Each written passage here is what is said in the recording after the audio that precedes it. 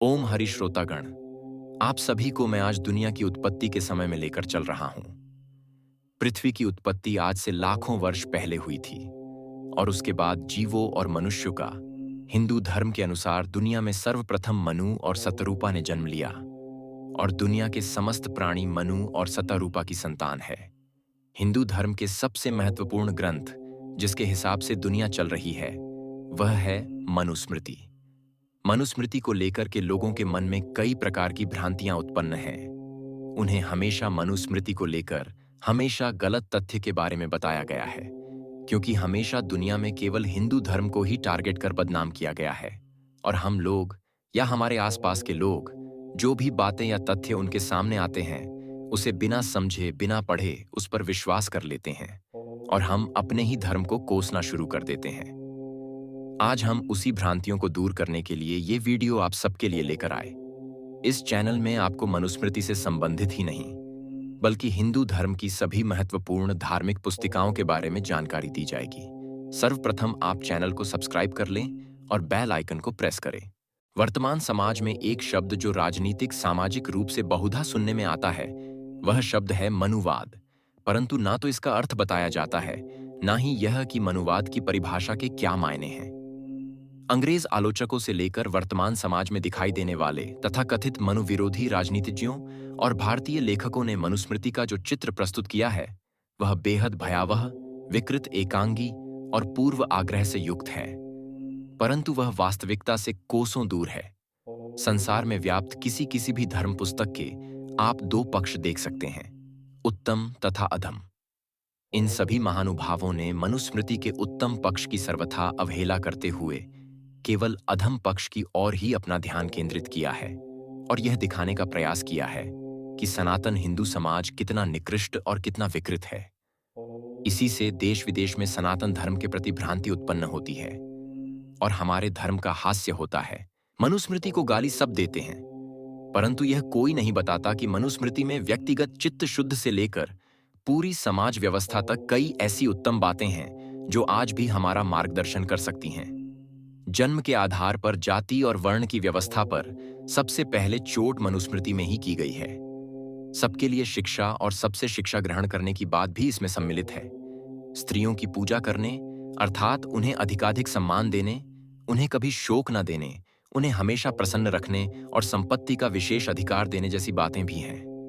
और सबसे महत्वपूर्ण बात जो छुपाई जाती है वह यह है कि मनुस्मृति में वर्णित वर्ण व्यवस्था गुण कर्म योग्यता पर आधारित वर्ण व्यवस्था है, जन्म पर आधारित संकीर्ण जाति व्यवस्था नहीं है।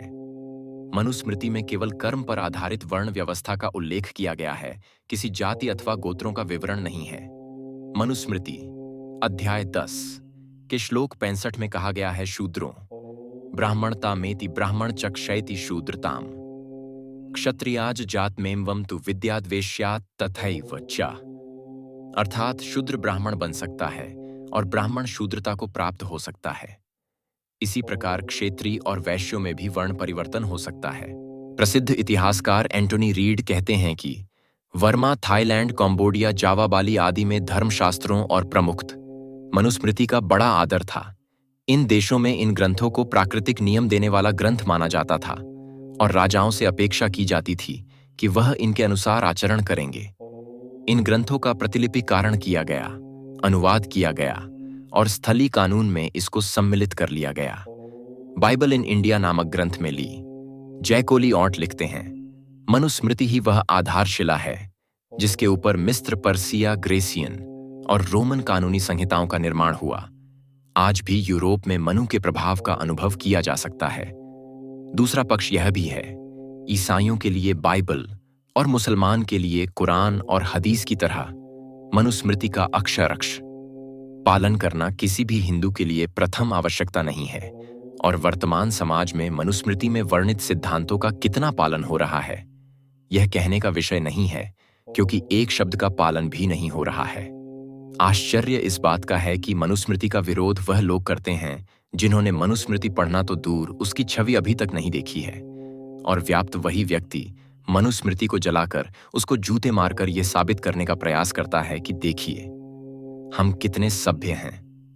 इसी पर कबीरदास जी ने कहा है, साधु ऐसा चाहिए जैसा सूप सुभाया, सार सार को गही रहे, थोथा देई उड़ाए। इस संसार में ऐसे सज्जनों की जरूरत है जैसे अनाज साफ करने वाला सूप होता है, जो सार्थक को बचा लेता है और निरर्थक को उड़ा देता है। मनुस्मृति का विरोध करने वालों को किसने रोका है कि अधम विचारों को फेंक दीजिए और उत्तम विचारों को अपना लीजिए, उन्हें जीवन में भी उतारिए और एक सुंदर समाज का निर्माण कीजिए। हमारा सदैव यही प्रयास रहा है कि समाज में व्याप्त भ्रांतियों को दूर कर सनातन धर्म के उत्तम पक्ष का विकास कर धर्म और देश का विकास किया जाए। इस बात से इनकार नहीं किया जा सकता कि संकीर्ण जाति व्यवस्था से हमारे समाज का ह्रास हुआ है, परंतु केवल एक त्रुटि के कारण संपूर्ण धर्म को कलंकित करना दुर्भाग्यपूर्ण है। हजारों वर्षों के चिंतन में जहां कुछ अनुपम विचार और व्यवहार है, वहां कुछ भी विसंगतियां होना असंभव नहीं है। यह भी संभव है कि स्थान, काल, परिस्थिति और व्यक्तिगत वृत्तियों के आधार पर पुस्तक में प्रक्षेप भी हुआ हो, परंतु उसे समय में सिद्ध किए गए सिद्धांतों का कलयुग में विरोध कुछ ऐसा ही है कि हम सभी डायनासोरों को मानवखोर राक्षसों की संज्ञा देकर उन्हें धिक्कारें, क्योंकि विश्व के सबसे पुराने धर्म ग्रंथ ऋग्वेद में भी मनु को मानव जाति का पिता कहा गया है। आवश्यकता है कि हम उदारता पूर्वक चिंतन करें और सभ्य समाज के निर्माण के लिए जो उत्तम है उसे ग्रहण करें और अधम को पूरी सतर्कता और विनम्रता से त्याग दें। सनातन धर्म की यही विशेषता रही है कि समय के साथ धर्म और समाज की परिभाषा बदल जाती है। इसी विशेषता के कारण हम अनेकों विप्लवों के बाद भी स्थिर खड़े हैं और संपूर्ण विश्व में सनातन विचारधारा को न केवल स्वीकार किया जा रहा है, परंतु धर्म के अनेक अंगों को मान्यता भी प्राप्त हो रही है।